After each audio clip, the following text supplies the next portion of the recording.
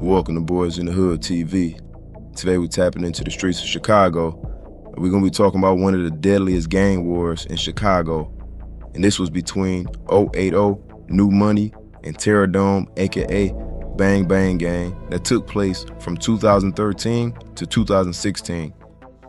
Now from this war, multiple lives were lost, including the life of an innocent 9-year-old boy who was executed.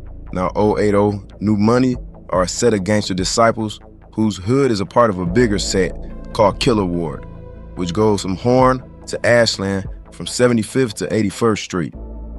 Now although under one umbrella, New Money has had issues with YKN, a fellow Killer Ward set. But everything we talk about in this video would take place prior to that beef. Now New Money has been engaged in a long time standing beef with their ops, Terror Dome, for decades, even back when New Money was called Maniac City. Now Terror Dome, aka Bang Bang Gang, are a set of black P-Stones who hood sits on 79th and Damon in Winchester. They hood is not far from Killer Ward.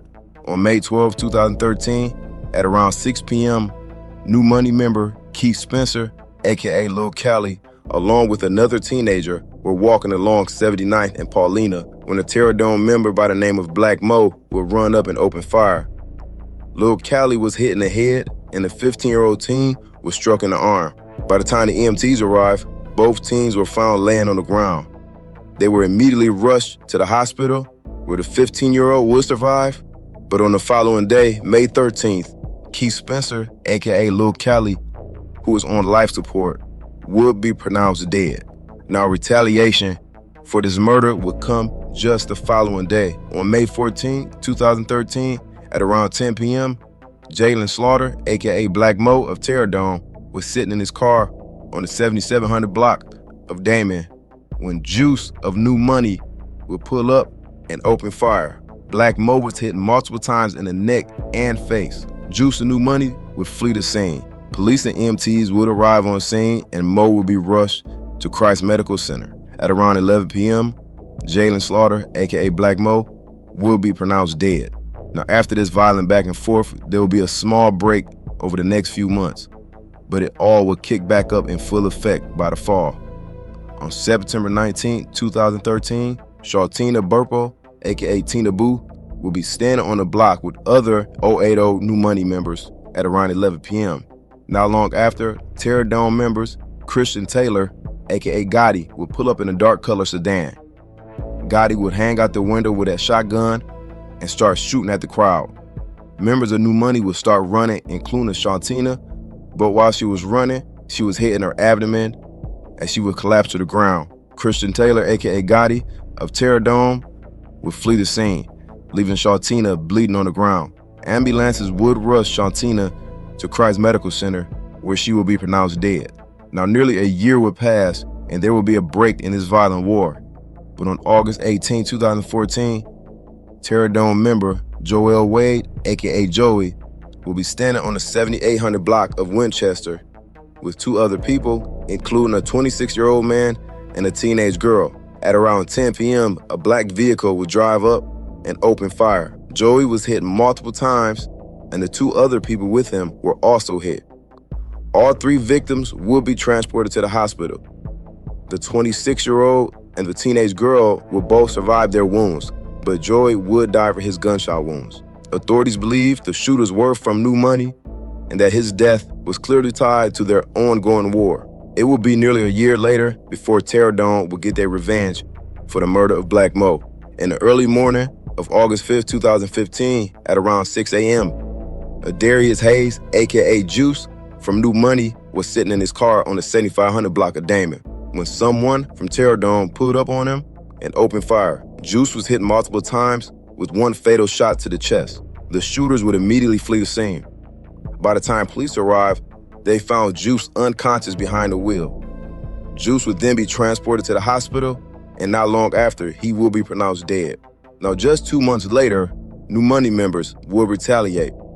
On October 15, 2015, at around 8:30 p.m., Terror Dome member Tracy Morgan, aka T-Time, had just left a meeting on the 7700 block of South State Street. His 56-year-old mother waited outside in a car for him. Morgan's mother, Darlene, was about to make a turn on 83rd. Khalil Yamim and Christopher Smith pull up beside him and open fire. Morgan was hit multiple times in his abdomen and his mother was hit in her arm. Police would arrive immediately on scene, finding both victims suffer from gunshot wounds. Both will be rushed to Christ Medical Center, where his mother would survive her injuries, but Tracy Morgan, aka T-Time, will be pronounced dead. Now, Tracy's brother, Corey Morgan, was not about to let this slide, knowing that not only did he lose his brother, but his mother nearly lost her life. Corey would tell a fellow gang member, Kevin Edwards, everybody must die, grandmamas, kids, and all. And 5 days later, Corey Morgan was out looking for blood. On October 18, 2015, at around 4 p.m., members of Terror Dome, including Corey Morgan, Dwight Doty, will make their way down the 7800 block of South Honore Street. They will spot New Money member Deshari Bowens and his girlfriend, Breonna Jenkins, sitting in a car in front of Bowens' home. As Bowen and Jenkins sat talking, Doty would then hop out the car and run up to Bowens' car and start shooting. Bowens was hit multiple times in the ribs, his hand, and his side. Dwight Doty would later admit that Breonna Jenkins screaming annoyed him and pissed him off, and that led him to shooting her multiple times. And Doty would hop back in the car and flee the scene. Bowens, now badly injured, would look over to see Jenkins not breathing. Bowens would then hop out of the car and run to a nearby neighbor's house to get help. His neighbors would take him to the hospital to be treated. Police and EMTs would then arrive on scene to find 19-year-old Breonna Jenkins deceased, leaning back in the seat. Deshari Bowens would spend the next few weeks in the hospital, but he would survive his injuries. Now, after this murder, this already bloody war would take a much darker turn, and Terror Dome will be the ones who take it a step even further.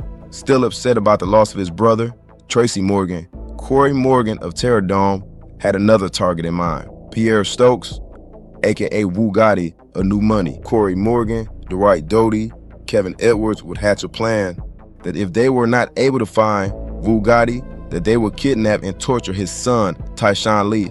On November 2nd, 2015, 9-year-old Tyshawn Lee, still in his school uniform, left his grandmother's house to go play basketball across the street at Dawes Park. Sadly, Tyshawn had no clue that evil was on his way. Moments later, members of Terror Dome, Doty, Corey Morgan, and Kevin Edwards would arrive at Dawes Park. The three men would spot Tyshawn Lee playing basketball. Edwards and Morgan would stay in the vehicle and eventually drive off, and Doty would make his way into the park towards Tyshawn Lee. Doty would approach Tyshawn, start having a conversation with him, and even shooting around playing basketball with him, simply to gain Tyshawn's trust. Eventually, Doty would offer to take Tyshawn to a nearby store to buy him anything that he wanted. And of course, being only 9 years old and having the chance to get anything you want from a nearby store, Tyshawn agreed. But instead, Doty would then walk along with Tyshawn to a nearby alley. Doty would then pull out .40 cal and open fire on little Tyshawn, shooting him multiple times, taking his life. Immediately after the shooting, Terror Dome members, Edwards and Morgan, would pull up in a black SUV to pick up Doty, and they would all flee the scene, leaving 9-year-old Tyshawn Lee in the alley, bleeding. Tyshawn's body will be found by a man by the name of Ben, who lived adjacent to the alley. The news of Tyshawn's death would hit Chicago streets hard, causing an outpour of anger. The police would immediately begin their investigation into this case. Multiple witnesses will come forward, identifying the black SUV, which was a black Ford Edge, seen leaving the scene of the murder. Police would be also given the license plate number from this vehicle, which would match a vehicle from a rental company. Cops would eventually find this SUV abandoned in Dalton, Illinois. Now, forensic evidence would recover DNA samples from the door handles, the steering wheel of this SUV, and it would match Terror Dome member Doty. Also, DNA will be collected from Tyshawn's basketball, which was found next to his body in the alley, with Doty's DNA also on it. Officers later during their investigation will receive an anonymous tip, which included someone mentioning Corey Morgan as being involved in this murder. 2 weeks later after the murder, authorities would arrest both Corey Morgan and Dwight Doty in a connection with Tyshawn's murder. Police at the time would not be able to find Kevin Edwards, who would soon become a fugitive. U.S. Marshals are searching for a Chicago man they say is connected to the death of a young boy. They say they have reason to believe Kevin Edwards may be in eastern Iowa. Federal officials have been looking for Edwards since November. Now, Tyshawn Lee's father, Pierre Stokes, aka Wu Gotti, was out for revenge. On March 8th, 2016, Gotti tracked down Corey Morgan's girlfriend, Robin Smith, aka Millie, who was with her two adult nephews, Antoine and Kevin Davis, at a Shell gas station on 79th and Ashland Avenue. Gotti would pull up, and there would be an exchange of words, and that's when Gotti would let off 6 shots, wounding all 3 before fleeing the scene. Police would arrive along with EMTs, and Antoine and Kevin Davis, along with Robin Matthews, will be transported to the nearby hospital, and all 3 would survive their injuries. But witnesses would identify Pierre Stokes as the shooter, and he would be arrested for attempted murder. Also in 2016, Khalil Yamin, along with Christopher Smith, would both be arrested and charged with the murder of Tracy Morgan and the attempted murder of his 56-year-old mother. Now, by 2019, Kevin Edwards of Terror Dome trial was taking place, and he would plead guilty. He would admit to being the getaway driver, and ultimately he was sentenced to 25 years in prison. Now, that same year, Dwight Doty and Corey Morgan trial would start for the murder of Tyshawn Lee. Now, during the trial, prosecutors would reveal that 9-year-old Tyshawn had defensive wounds when he was killed, that his arms had been up trying to block the bullets, which led to his thumb being shot off and him having a graze on his forearm,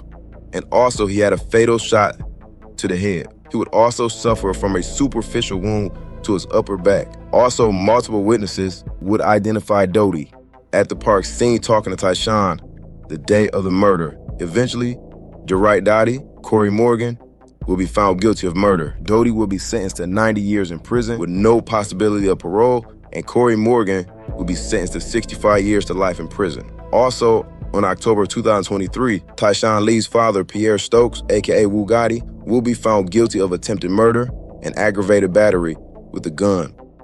In February of 2025, Christopher Smith, the man who murdered Tracy Morgan of Terror Dome, pled guilty to his murder and was sentenced to 30 years in prison.